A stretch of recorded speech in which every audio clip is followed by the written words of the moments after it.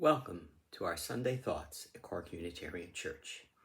Today, we'll spend a little bit of time reflecting on the topic, what do people look for in church or religion? Why do we do what we do when it comes to church? Why do some people do one thing and some do another? Why do some people do one thing for years and then change to something else? Why do some people do a lot and others a little or nothing at all? I'm not even going to try to cover all the ground today. I'm going to completely skip over two groups. I'm going to skip over people who have no interest in church or religion.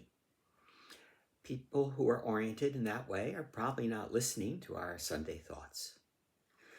I'm also going to skip over people who have been socially compelled into a religion because it's what is done by their family, their community, or their country.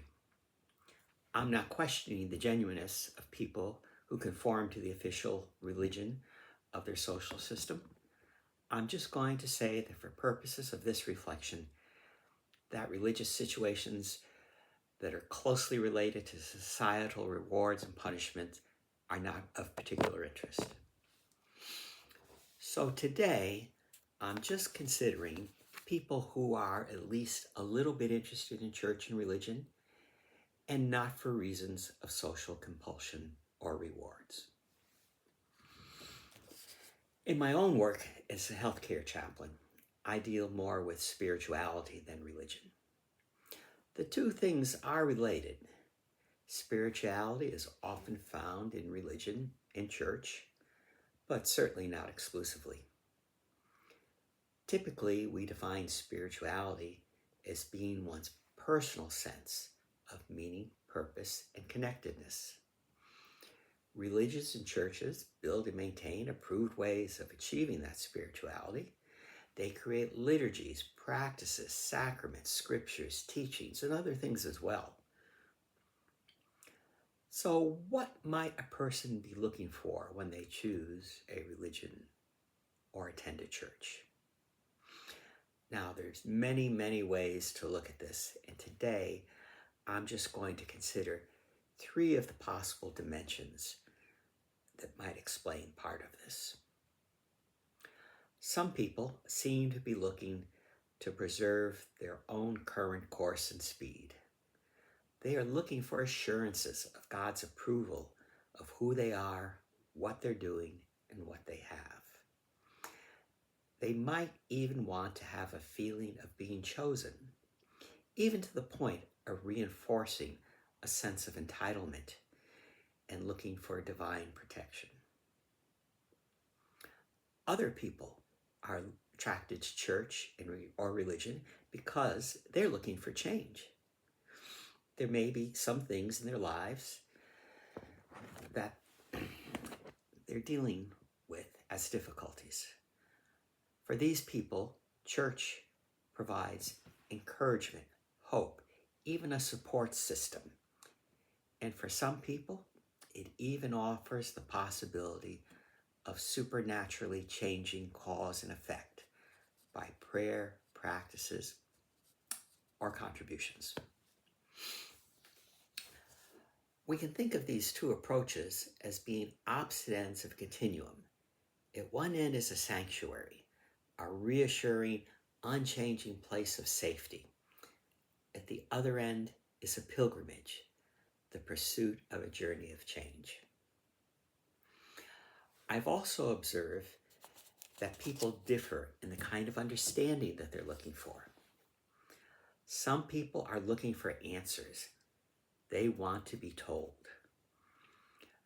More than even just being told, they may even want to be unequivocally assured. I recall a YouTube testimonial by a Christian fundamentalist. He was drawing a contrast between his mainline Christian parents, who would have to live with the uncertainty until they died to see if they would enter heaven, whereas he had the certainty of knowing right now by virtue of his fundamentalist beliefs. at the other end of that continuum are people who are curious and even skeptical.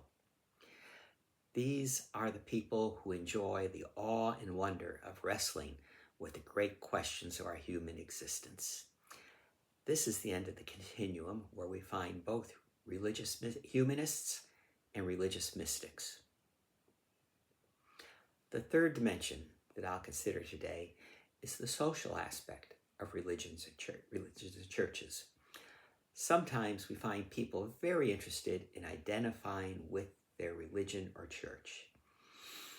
They may not even be all that involved in religious practices. What is important to them is that they can identify as being part of that particular group.